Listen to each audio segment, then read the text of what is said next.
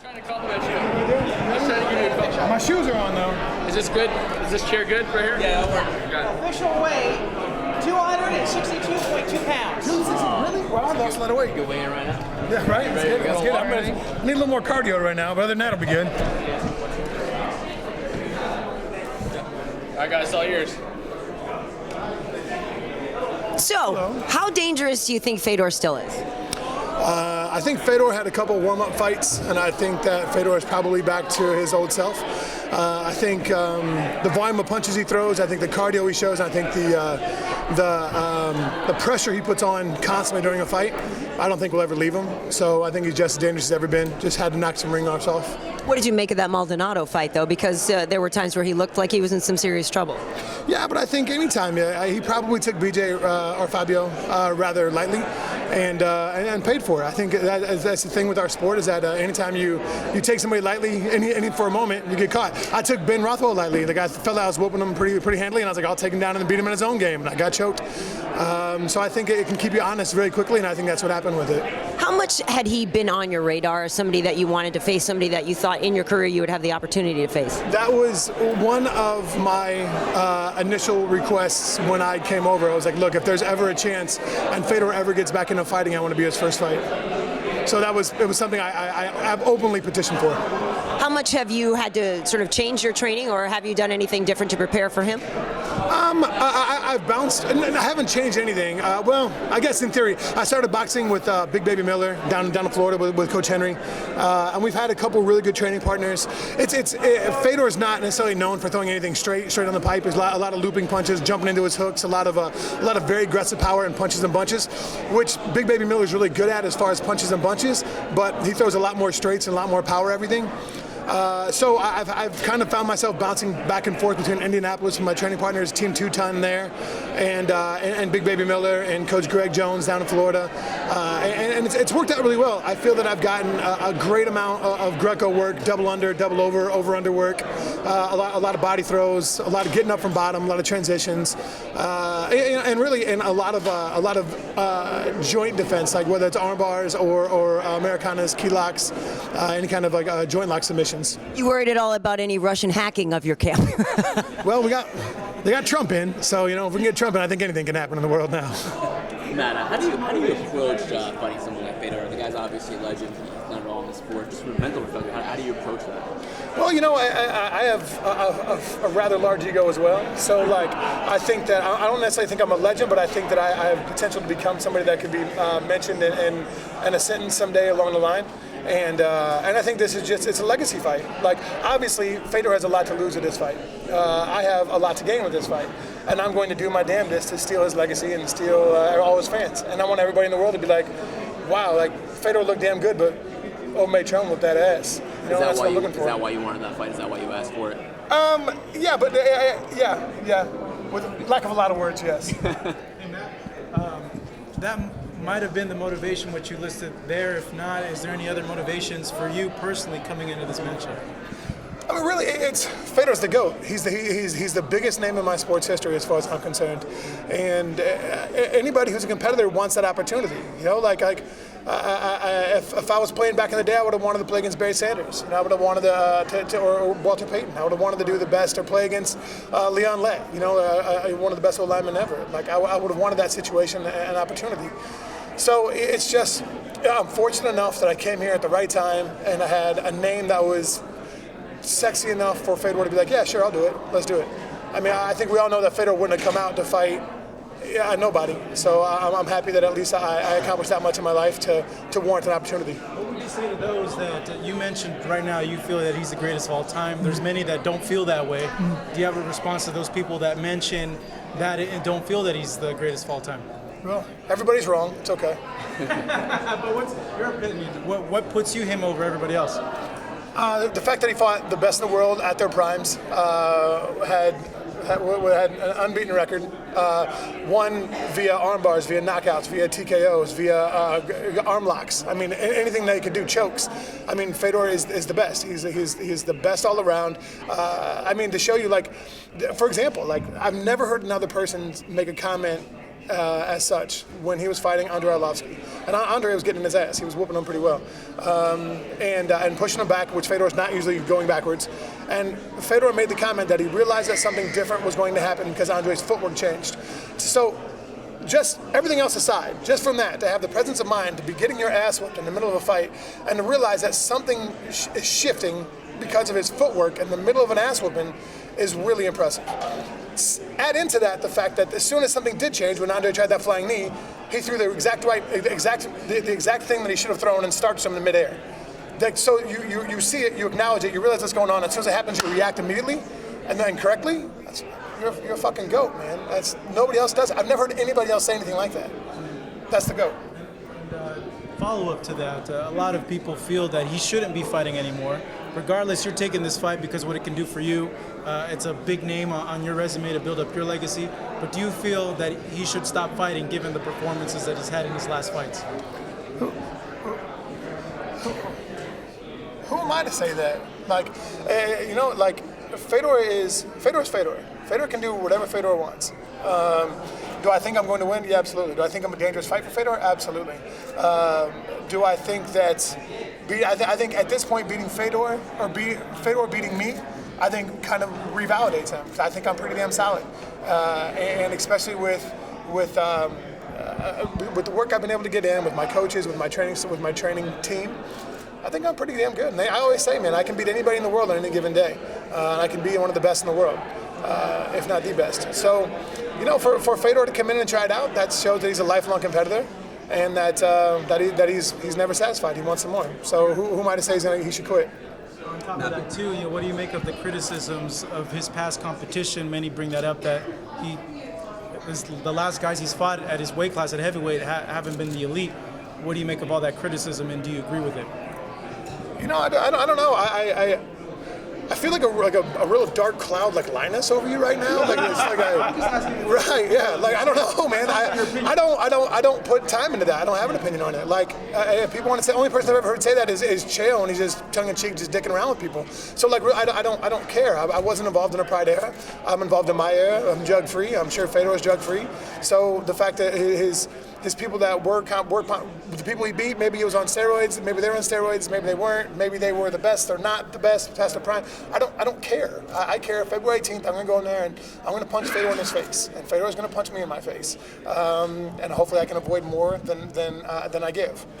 That's all I can give you, man. Dan, full contact fighter. I was wondering, Fedor is Fedor because of his power, because he's not just a great Sambo champion, because he's got that overhand right. Can you really prepare for that in your camp? Absolutely. Yes, I can.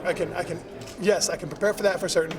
The thing that is the challenge is he jumps into everything. He's got a tremendous amount of go. So he closes distance very quickly.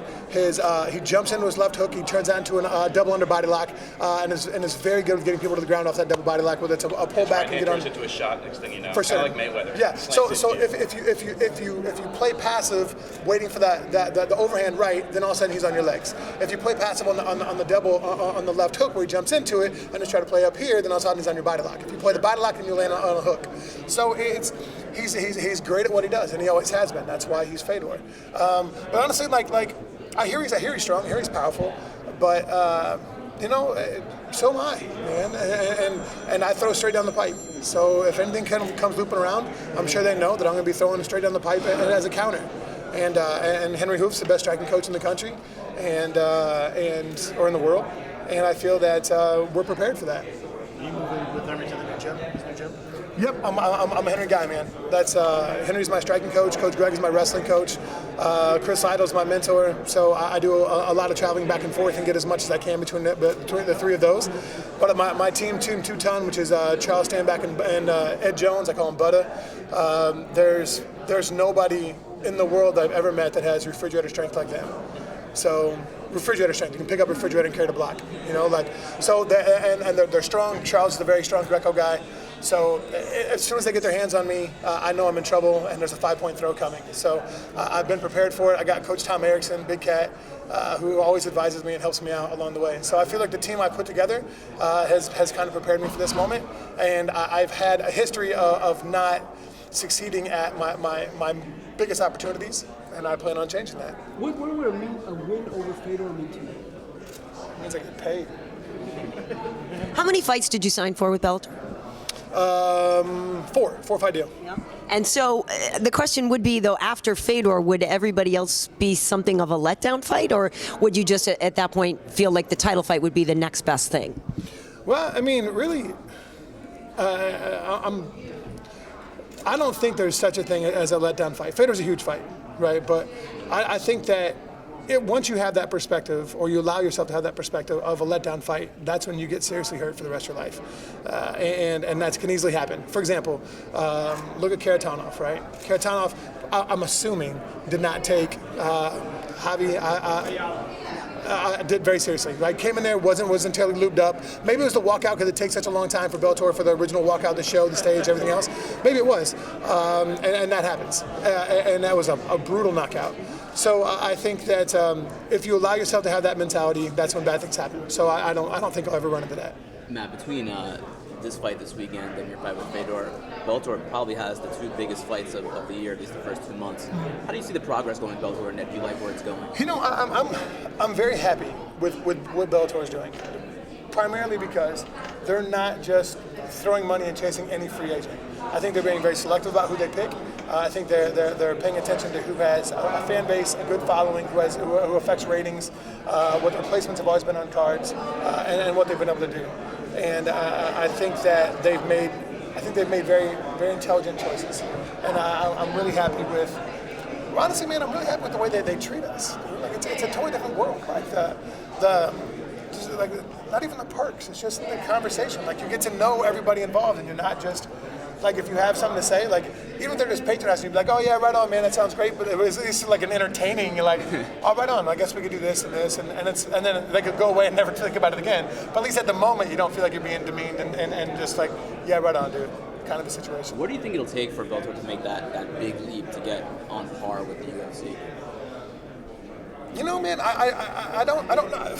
Well, it's the marketing machine, right? It's the PR. It's the money that's been put into the game, right? And the UFC was the groundbreaker, right? Well, next to Pride, but so it'll probably take time. And I think they're doing the right things. I think Mr. Coker's production is fantastic. I like the walkouts. I like the scenery. I like the panache, the funk of it. You know, it's pretty dope. You know, like I said, it's probably just time putting on good shows. I think that it really speaks really well for Bellator now that Benson came over, did fought his ass off at 170 but didn't win that fight. Fought his ass off against 155 against Michael Chandler and didn't win that fight. I think that shows like, hey man, our top talent is just as good as anybody else's top talent.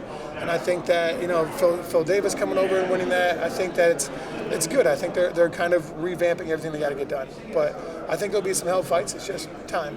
Matt, you mentioned Andrei Arlovski, and especially with Freddie Roach behind him, people don't realize, but he was an elite level boxer in MMA. Are you going to try to stay outside of the pocket with Fedor? Are you going to try to kind of stay away from his power? What's your strategy in the stand-up? Well, I don't go nipple to nipple with too many people. I'm not a wrestler. It's not my forte. So like I'm long. I'm straight. I fight. I throw straight punches. And then right on. You never know. I'm long. I throw straight punches. So I keep my distance anyways. I feel like I'm the master of my area, my territory. So if Fedor wants to come in that area, which he will have to touch me, he'll have to eat a couple. I mean, he may get his hands on me, and he may get me to the ground, and may throw his punches and bunches on me. But there'll be some counters left in there. Is that the most dangerous thing? I talked to Bas Rutten once about fighting him and what he would be most scared of, and he said being on bottom and the ground and pound and having Fedor raining down on you. Fedor's ground and pound is legendary, and he's to the point where he has such good body control that he's reckless with it, which I think is what Dan Henderson was able to capitalize on, where he didn't feel like he had to control it because his hips are so heavy, and Dan just kind of knee bumped him over with a little bit of an underhook and came up and threw it out. Under that arm hip. Yeah. And so I think that Fedor is so good at what he does, and he has so much power, and he's so comfortable throwing it that being underneath him is not where I want to be. Matt, is he the greatest of all time? In my opinion. What's your favorite Fedor fan? You know, man, that's difficult. you could say the Crow Cops, right? You could say even the Kevin Randleman, because I mean that when he got dumped on his head to keep his composure, to roll back under, and to gain top position eventually, and to catch that Americana. I mean, that was madness. I think it was Monte Kimura, whatever it was. I mean, it was amazing, just like situations he's been in. Hell, like the Nogueira fights. Like, I mean, he just finds a way to win all the time. And he's so stoic. He keeps his head about him at all times. Like you don't ever see him lose his cool and get flustered and do something stupid. That's amazing. Randleman actually claimed that he knocked him out with that slam, then woke him back up when he hit him. I would believe it. I mean, really, I saw shades of that slam and his composure in Benson when Benson got dumped on his head by Michael Chandler and then sat up for a second, then rolled back under for a single. It's a scary looking slam. Oh, for certain. And it shows how much you got. Can you talk a little bit about the state of the heavyweight division right now? Obviously, a lot of American bigger athletes tend to go to baseball, football, and basketball, and all that as well. What do you think it's going to take to motivate some more American heavyweights to get in, and the international scene? I mean, how is that impacting in front of the heavyweights? Because we're seeing a lot more older heavyweights, not as many younger ones. Well, I think money has to change, right? To get somebody actually considered doing MMA versus football or hockey or whatever, money's got to change. So I think that's a primary concern. I think the second is ego. I think a lot of dudes that I know that play pro ball or even wrestlers even can't handle getting their ass beat in front of 5 million people, plus mom, grandma, dad, uncles, your friends on your block come home and be like, dude, you got fucked up, and you all lumped up and you got an eye with a testicle on it. I mean, it's just a rough life. So if a lot of people, I don't think a lot of people's egos can handle that, and I think that's probably one of the biggest things. So it's more of like a self-check and a gut check. That if you can handle getting your ass, because eventually it's going to happen, right? I mean, you're going to get smoked badly in front of the world, and it's going to be on the So it's. I think if they can handle that, so I think it's money, and I think it's a self-check with ego. Are you thinking about maybe going over to Ryzen maybe and participating there? I know Kongo has been over there, and there's plenty of heavyweights over there. I get paid by Bellator, so I'm happy with Bellator. If we have a conversation that says, hey, we're cool with this and there's equal money over here or greater money over there, well, then I'll have a conversation. And then Chael had mentioned the fact that you've basically signed a blank contract for Fedor. And, did you have any inklings that it was going to be Fedor once you... I thought it was going to be Rampage. And originally, I was like, well, it's going to be... Because I heard that they were having a really difficult time signing Fedor. So I thought it was going to be Rampage or maybe even Crow Cop or Karatanov. And Karatanov lost, so I kind of wiped him out of the picture. And then I was quite certain it was going to be Rampage. And it was like, here, are you cool signing this out without a name on it, without seeing the monies? And I said, is it this month? There were 2 weeks left in the month. I said, is it this month? And they said, no, it's not. I said, okay. I was like, well, is a fight worth my time? I said, I promise you it's worth your time. Well, sure, what the hell? I mean, I'm here to compete, so let's get down. At what point did you know it was Fedor? Was it right when you walked out, or? When I saw the glorious sweater Babs. What do you tell Fedor if he's watching? I hope you have a great camp. Can't wait to punch you in your face. You stated your respect for Fedor already. It sounds like you're treating this as if it was, him and his A+ game. But have you looked at his last couple fights and seen any tendencies?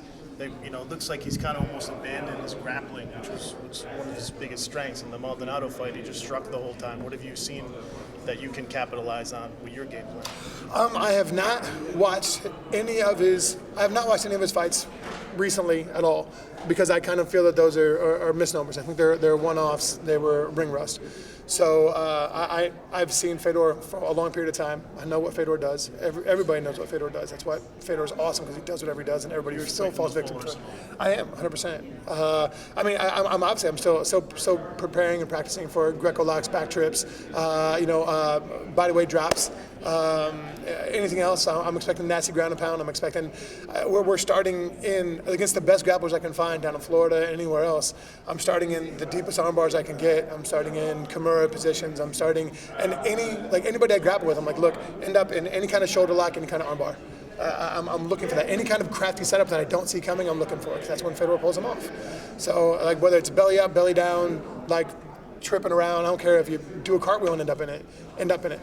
So I'm preparing for the worst. One question for you. It's Tito's last fight. What has Tito meant to you? I mean, you're a fighter. This guy's been around forever. If you just had any comment on him and as he says goodbye. I've had when I was doing the Mitrione Minute, I had a really good time poking fun at Tito. I'd always make some kind of Tito joke or whatever. But the reason why I did that is because Tito's a legend, and he made a massive difference in this sport. From the time he came in, his personality, his persona, and his attitude, unapologetically, the way he is, and it's been cool for me to come in there out of nowhere, right? Like no fights, nothing else. Being the Ultimate Fighter, being a douchebag in the Ultimate Fighter, and then start poking fun at Tito just to get his ire, just get some attention out of it. And then when I finally met him, I never met him before. When I finally met him, we almost got in that scrap at the summit. And then after I lost to Cheick Kongo, I finally we were at the same club that night. I was all lumped up, my face all bleeding and stuff. And I was like, hey man, now that I have a chance to talk to you, I was just being a dick, man. Just kind of I kind of pulled one of your cards, just kind of stealing some thunder and whatever else. And he's been cool to me ever since. Even when I was in London for my fight against Ali Thompson, my son was with me because we were going to go on a vacation afterwards. And I was like, well, I don't really know what to do with Jacob. And Tito was like, he's like, leave him with me. He's like, let me chill with him. He's like, my name's Jacob too. I started talking to Jake about everything under the sun. And Tito, he's a damn good dude, man. I think he's not Chael. He's not eloquent with words and on the mic and anything else. But Tito's a legend. He helped build the sport. And the fact that it's his last fight, I really hope he does as well as possible. Matt, what do you think about a fighters union? Well, I think everybody knows I'm a big fan of the fighters union, right? I think as long as it's done properly, I think that the fact that there are 3 split factions, I think is highly unfortunate, that people can't put their egos aside and be like, all right, look, let's get the common good here. Let's work for these goals. Let's have everybody that can be possibly informed, be as informed as this, say, look, these are the top 5 things that we have to do, top 7 things that we have to do. Then you focus on those things. And afterwards, after we get everybody to make a vote and make everything work, now we can bicker and jockey for a position about, well, I did this and I did that and I want to be this. I couldn't care less who's in power for whatever, but everybody's ego is affecting the greater good. What's the number one reason for it? Is it for guys who retire? Is it to protect guys? What specifically? I think it's protection, right? What are you talking about? The jockey, the ego jockeying, or are you talking about for a union in general? You guys have been doing. Oh yeah, man. I mean, it's that we've been taken advantage of willingly because I don't think many of us were educated enough on the finer aspects of a business or being an athlete. And I think that we were taken advantage of for a long time. I think that we were naive about a whole lot. And I think that we were so afraid of either being cut or being blackballed or giving really bad fights or whatever, or being, you fight 4 times last year, but now you split out, you're going to fight once this year, and it's going to be at the end of the year. Kind of a situation where you have to scrap for cash, or pick up a side job or whatever else. I think we're always so afraid of the retribution on that. So I think that I think that's the reason why we need a union. I think the fact that we can have somebody that we can lean on that can go fight for us, and when some sideways stuff happens, which does happen on a regular basis, right? Like for example, I have a friend of mine who just got signed to fight a major name in a different organization, and a ranked guy. My friend is not ranked at all, pretty much off the radar, and he's going to get peanuts to fight him. That's what? You're going to fight a guy who's one of the best in the world, and you're going to get peanuts to fight him, and there's nothing there for you? And he's too afraid to ask for say, look, man, I feel like this is the situation. I want a rider on this or whatever else. This There's needs no to be sustainability. There's no top level guy right? for nothing. For nothing, for peanuts. So just for the opportunity to say I'm in the UFC or Ryzen or whoever, that's madness. You need to be compensated. You're going to risk never being the same human being ever again every time you walk in the cage. And you're going to do that for peanuts just to appease these dudes, to hopefully that they're going to come back and give you some kind of a fair shake. What happens if you beat this guy who's ranked in the world? They're going to give you an easier fight next time for pennies? Hell no. You're getting paid more because you just won and you just showed this. So now you're going to have a harder fight for a toenail's worth more money? Go to hell, man. It's not when worth you add up all the money you've made in your fights, is it worth the damage, or do you feel you deserve more? Well, I always deserve more, man. You kidding me? Like, I always deserve more. Like, we don't get paid enough. But like, just like the Diaz's say, like, doesn't matter how much I get paid, I deserve more, right? Like, it's a situation that comes up. Like, especially, dude, I fought my first, and I understand I was on Ultimate Fighter and I had no fights ahead of time. But I fought my first 7 fights for 3 at 8-8, 3 at 10-10, and 1 for 12-12, right? So like, and I lost 2 of those. I lost for 10-12. So that's what's that? 16, 30, 32, 48. I fought 8 fights for less than $100,000. Like, really? It adds up to minimum wage if you divide the years and the Yeah, hours. I mean, I'm sure it does. And that's not fair for people to come in. So we bumped it up. Okay, so now the base is 12-12 now. All right, well, if you lose, you're still fighting for 12-12. Like, there's nothing, and that's stupid. A split purse is ignorant. All it is a way for promoters to save money and to put a carrot in front of a horse. That's all it is. Like, oh, well, if you win, you're gonna go. You'll get 24 grand. Well, who's fighting out there? All that does is make safe fighters to fight like bullshit, right? Or it makes it so you can't base your financial life. You can't say, well, after this fight, I'll have 24 grand. After this fight, look, and that's what people do. That's how they get in trouble. Like, well, after this, because you always think you're going to win, I'll get 24 grand. Well, dude, you lost. So now you get 12 grand, plus you have to pay out your percentages and your coaches and your taxes and everything else. Good job. You got $4,000. Good for you. You know, and that's the way it is. And then so you end up, and you're like, what the hell do I do? Now you're living on a couch of some guy that you don't really know that well because you're living in a gym and you're showering. Yeah, really, man. Like, you're headlining on TV. Yeah, right? Yeah, good, yeah. And you're on the main card. Everybody knows your name now, but you ain't got shit for it. Good job, Chuck. You know, like, that's the way it goes. It's a rough gig. But like they say, well, you choose to be in that profession. Well, yeah, but we should have rights and protections for us, and that's the reason why we need a union to bring it back to that. All right, guys. Thanks for your time, man. Right on. Thank you. Right on. That was great. No problem. I'm a walking ya. soundbite. Yeah, you too. Yeah. To know about the